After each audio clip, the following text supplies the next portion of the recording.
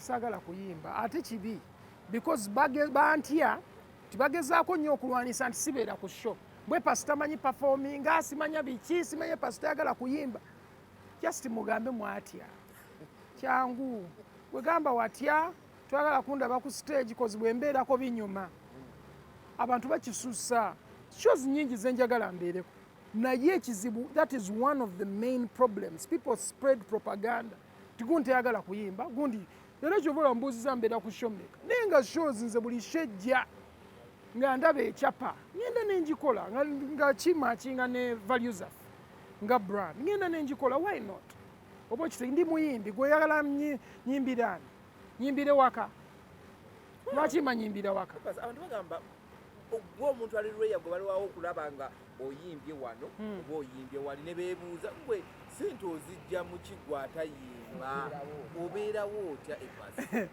mbeerawo nina ebintu ebirala byenkola I do marketing and a couple of other things but omanyi man simanye yes we get money online which is one thing but on top of that marketing has also helped me like have another avenue n'ennyimba okubeera nga ziri registered bulungi WhatsApp so bezizanya around the world still bansasula as a writer of my own music so nakyo kikusasuza okubeera nga wawandiika ennyimba zo ziregisteringa nozipublishinga simuzituna just okuzipublishing so bwe luzanya ku radio mu China radio mu UK bakuwayo akasente anyway it plays oba TV oba ki so ate ne bwosanga let's say documentaries zizze zibadde zaagala music agende mu documentary abasobola omusoloteesa maybe oba omutwalo gwa $1 oba kakaaga ne muteesa akakaaga n'okateeka mu nsawo sente ne bazikuweza ku Western Union genotale nokola bibyo osinga bana basiba ku stage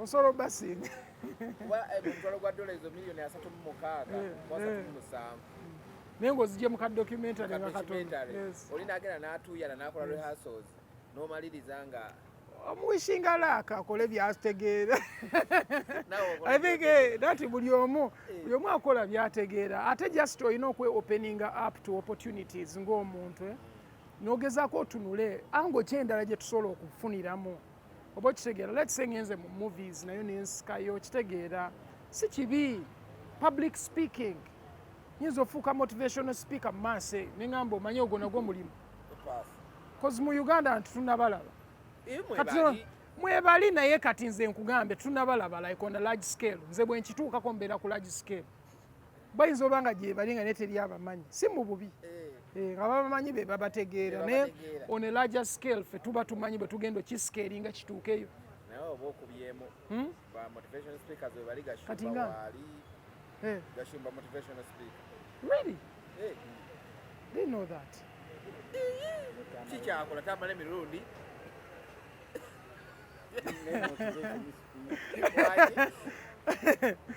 I see by categorizing away, but I think they are characters and personalities, but I don't think they are motivational speakers. Nti gwe mulimu gwakola. Bagayimba labye like let's say some people who truly go and speak to people. Oba okitegeera. And bali America most of them, you know, and abamu balaba nga kye bali. Nga kyakola kyokka nga tekijjayo ssente. Because motivation is the only thing you can't measure. Muntu ajja buzzi n'akuddamu amaanyi onatambula n'agenda nateire ekyakoledde kati naye kyagala okuddamu business nnungi because of talina wakimeasuring oba wamuwadde kingi oba wamuwadde kitono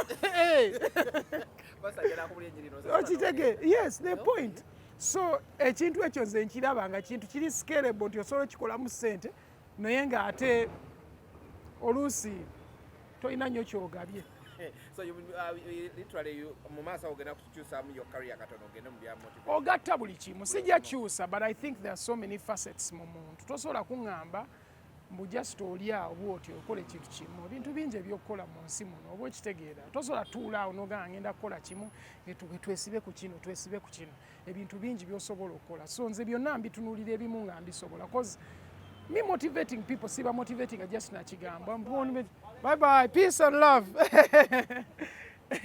okitegeera kituufu kikulu nnyo okugamba abantu kyobagamba naye ng'ate okiri koza abamu ba motivational speaker ebintu tebabiri oba okitegeera. So you need genuine people ng'ebintu ebyo bakola ki babiri. Kati nganze nsobola okumotivatinga okuworking out naye I show up to the gym every morning. Nsobola okumotivatinga okuwandika ennyimba in a better way because I live to experience that. Nsobola okumotivatinga maybe okuliving a life in a more organized way because I live to do that. So sigamba mbu ekintu kiba kivudde eri buvi ne kiyingirawo kati nga bebi waffe akaaba kokitegeera taba tavudde eri just n'akaaba olw'ensonga lwaki akola ki akaaba. So for me I believe everything has a reason. So I have a reason to do certain things. Abamu bayinza okubeera nga nabo balina reasons zaabwe naye nze zange nzimanyi nti ziri solid zijja kunyamba okikola nga nkikola mu mutima omulungi si mutima just gwafuna mu bufunyi. Kakati Apass waliwo ebintu ebitambula mu ggwanga sinnakulabako ku offices za federation sinnakulabayo woman akulabangako wajjanga but ku federation yeno sinnakulabayo. I think first of all but they're busy. I'm getting back to the industry. You've seen, I've just started doing interviews actively, TV interviews. I've been doing bloggers once in a while when basanga. Naye mbade sinabakoma officially. Kati nakomyewo n'abantu and I'm back. So saagala nnyo energy yange gispreadinga mu bintu oluusi bye sitegeera because siri sure about what is really happening. More TV ya federation bweri. Yes, naye ne umma kye yali ekola. So some of the things ngendo biraba nga biringa ebiwo recycling ebintu. Mwena mwagala ekintu kimu mwegatte mukole ekintu kimu kigwe. Tuleme kudda mu science nze akulira simanya nze master wo simanya nze mukulu wano ebintu ebyantamaatamadda. Abantu baagala nnyo obukulu ne kisukka. Kyova abamu ebyo ebintu byonna nze saagala nko bukulu. Seera siba nko mukulu mu bintu ebyo byonna. Nsobola obeerawo abamu basinga n'obitegeera. Naye it does not really matter if I'm even there mbeere nga ndi too involved.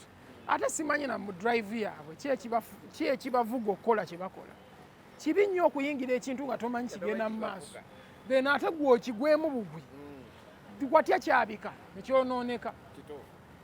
So nze atudde n'ebbali ne neetegereza ne mbakubira mu ngalo. Ne baga keep it up. Simanyi. Era mu church tolaba abantu abakuba engalo nga tamanyi musumba kyayogedde abadde yeebase yenze bbo. Mbeera bwete era simanyi kigenda mu maaso. Yes. So mbimanyi bye boogerako. Naye simanyi mulamwa gwabyo because mbadde ndaba omulamwa gw'ebyo ebintu byebimu nga gugenda mu maaso. So that is my point. So they are recycling the kibale kijja kibaawo. Exactly. So maybe baagala biteekamu speed simanyi. So sobola tuulaawo ne ŋŋamba mmanyi ddala ki kye bagezaako okukola. But one day I'll go and find out. Bali mutundu awo. Oli mukwano ova mu kakilika ak'omukwano okuli Hudamani, okuli Bobi Wine, okuli Silver Kyagulanyi. Yes. Abaatulaga nti bali ekintu kye bagobako bano bali bakitandika. Kiri already in motion. That is my worry. So already in motion naye bano kye beesibyeko ate nga tebannaba yadde okutuuka ewantu wonna mu kukikola in legal terms. These people are already on legal terms. It's just to find a way to get it integrated and make it work. Oba okitegeera. Because problem tejjaba ya copyright. Problem ejjaba ya enforcement. Within the system kikola kitya tumonetizinga tutya gundi agenda kola atya ne gundi agenda kola atya. Naye issue yaffe ya nkola. Issue si ya kintu kiri kubeera wekintu weekiri naye tekikola nga bwe kirina kola ki bwe kirina kola. Ye problem gye tuyina. Yes. So that's what we want. And I believe that is the ultimate goal mu bayimbi. Oba okitegeera. Let's say kati nga zino companies nga Airtel, MTN zibeere nga zisasula abayimbi bulungi other than omuyimbi okufuna 5% ku 100. Tekimaking a sense. Abayimbi ebintu bye balina okulwanirira. And I believe ekyo ekintu si kibi. Oba okitegeera whether federation whether umma enasobola okituusayo ne kituuka. Tujja ba happy. Because fenna kye twagala. Naye bwe biba nga byakulya ssente nga bya bubbi nze saagala beera mu bintu ng'ebyo. wabirabyemu byokulya ssente awo babyogera basiri sure kusobola kugamba nti kituufu oba ki naye nze saagala bintu bwe bityo si buli ssente nti nnungi abantu basanyuka gamba munange ssente nkwata ssente naye si buli ssente is good money ssente ezimu ziyinza okugirako ebizibu byotajja managinga so nze kyendowooza if we do it for the greater good of the industry mu buli omu afunemu so sigamba nti gundi tujjamuwa ssente bweziti ne gundi tumuwe ssente bweziti teri ssente emala oli ajja kugamba nti ssente zemumpadde tezimmala okusinziira ku kyenkoledde industry nze yakitandikawo ssente zemumpadde tezimmala kino kiri bwekiti kijja leetawo wrangles so nze nsaba kireme kubeera nga kiri aligned ku ssente kibeerere ddala ku mulamwa gw'okustructuringa industry ebeere ng'erina parameters erina kwetambulira oba okitegeera kuba twalabyemuko mazemuko naye ngaoli kiriya steady kabiri kiriya mpola mpola nina omwana asinga okwegomba yagamba ayagala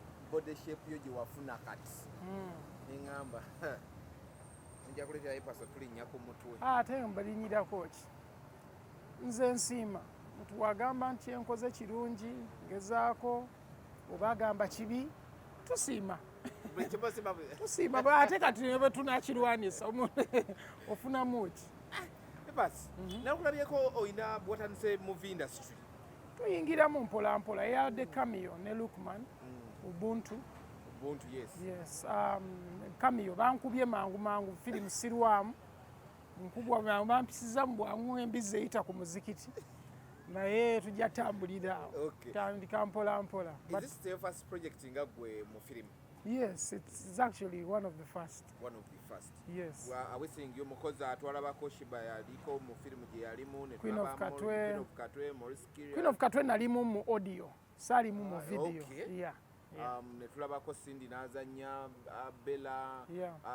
Film industry tulaba nti nomutandise kino kikubaze ebweru atutumuka mu music bamuleta mu wabanga asobola wabanga asobola era tubalabyeko bangi basinga bazanyi Will Smith, Tupac bazanye bani waki mu Uganda kino mulemye nnyo okikwatire wamu music okujoininga muyingire eri I believe n'okumanya bantu abamu maybe tebaagala kikola but wetegereza abayimbi abasinga balinamu acting skills because remember music videos singa zeetaagamu ki acting so ndowooza they are capable it's just maybe tebakirabamu nnyo plan for now but maybe gye bujja bayinza ojoininga you never know twandibadde tino movies zaffe film industry ne music biri waggulu nga byegasi ketwakulabye ng'oyingire ne tugamba ku bintu byokola ku social media yes nakuba kyattabu jasobola kozi mbyagala ate I have a lot of friends abali mu movies already abatandika nga mbalaba you know ba Kutos you know bani brother wa Alexon Kutos is the brother to Michael Ross he acts so namulaba actually nga kyamwandikira music edda. So I'm actually glad to see that so many of those people bakola then nange nja kujja with time yeah kano kabade ka teaser teaser nenjagala nzije mu movie nga nze actor okitegeera mweno bankubye mangu sibyagala ebintu takula bango ofunyiza ekikondo mwana nakuwa ekikonde n'otunuzi nanti ate ye script oyo ino gifoloweka toyinza ganze kamukube oyo ino goberera kyebagamba bagenda kukuba wano ino okukkiriza bakkube because script bweti bwetambula okubeera Lukman is one of the celebrated artists but now wetwogera not only in Uganda tumulabyeko mu Netflix yes you working with him Lukman yes naye si mwangu amalala galinga gago Lukman mwangu Lukman actually tayagala nakwogera luzungu sajja wa kwogera Luganda si wa malala nnyo ng'abantu bamusuubira but amanyi kyali so you need people like that mu industry because abantu abasinga tebeemanyi gy'omusika gy'agenda some of us are really solid ntitokkiriza kumala gakuzunzazunza so someone say oyo alina amalala malina dda yeemanyi amanyi value ye Lukman amanyi value ye Lukman bamuwako award sebo najja n'agikima n'abagaba bugambi thank you katayogedde buli omu n'agamba yasingako ku nze kozi nze nagamba I'm not surprised netambula neŋŋenda kwegamba amalala mugenkanya Bible eba encapa because buli omu ajja I want to thank my mother, I want to thank my father, I want to thank oba omala budde wena oteekawo ku mbeera Apass mu mwaka opafominga ku shows mmeka kisinziira if people want me for a show ne bampita enda n'ennyimba waliwo ekintu abantu kye baateekawo